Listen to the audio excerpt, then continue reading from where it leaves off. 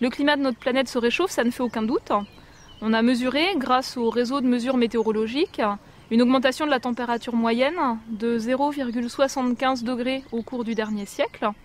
Et ces mesures de température sont de plus en plus précises. On avait 4000 stations météorologiques en 1900, on en a 8000 aujourd'hui et on a une approche globale grâce aux satellites. Donc on n'a absolument aucun doute sur l'ampleur de ce réchauffement. Et cette valeur moyenne masque en fait un réchauffement qui n'est pas le même dans toutes les régions. Il est plus marqué sur les continents que sur les océans. Et il est également plus marqué vers les régions polaires, comme sur la péninsule antarctique ou sur les continents autour de l'Arctique, donc près du pôle Nord. Dans ces régions-là, on observe un réchauffement qui peut atteindre 2 degrés au cours des derniers 50 ans. Alors, l'augmentation des températures, c'est également des océans qui se réchauffent et qui gonflent, qui se dilatent. La plupart des glaciers de la planète qui fondent.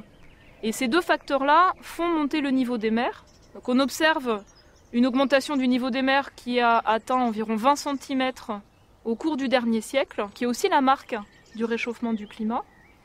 Et puis on observe également sur les paysages, sur la végétation qui nous entoure, l'effet de ce réchauffement avec ce qu'on appelle l'allongement de la saison de croissance des plantes. C'est-à-dire que les plantes ont leurs feuilles, leurs premières fleurs plus tôt, et à l'inverse perdent leurs feuilles de plus en plus tard. Par exemple en France, les vendanges en moyenne sont de plus en plus précoces. Alors donc le changement climatique, ça n'est pas que la moyenne globale des températures, mais c'est aussi toute la circulation de l'atmosphère qui change. Typiquement, ce qu'on observe, c'est de moins en moins d'hivers très froids, d'épisodes de gel intense, et à l'inverse, de plus en plus de vagues de chaleur ou de canicules en été. En France, ça a été très spectaculaire au cours de l'été 2003, avec une vague de chaleur extrêmement marquée qui a eu des conséquences dramatiques pour les personnes fragiles.